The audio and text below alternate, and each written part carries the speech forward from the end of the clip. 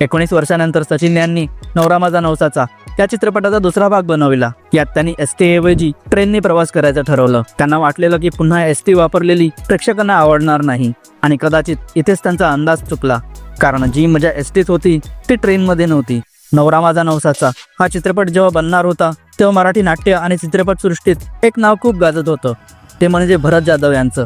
म्हणून सचिन यांना भरत जाधव यांना या चित्रपटात घ्यायचं होतं आणि सुप्रिया पिळगावकर या रीमा लागू यांचं पात्र साकारणार होत्या। पण सचिन यांच्या एका जवळच्या मित्राने त्यांना आणि सुप्रिया यांनाच या चित्रपटात काम करायचं सुचवलं।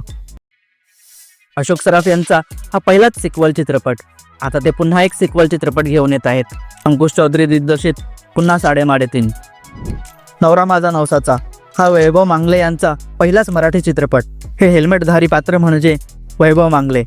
नवरा माझा नवसाचा भाग 2 या चित्रपटाच्या मध्यंतरापूर्वी हेमल इंगळे सोबतच्या या देवाच्या कौल देण्याच्या दृश्यात देवाच्या अंगावरील हे फूल कृत्रिमरित्या खाली पडण्याचं ठरलं होतं, पण चित्रीकरणादरम्यान ते आपोआपच खाली पडलं आणि देवाची मर्जी होती म्हणूनच की काय, हे दृश्य चित्रपटातील सगळ्यात रंगतदार आणि प्रभावशाली दृश्य झालं।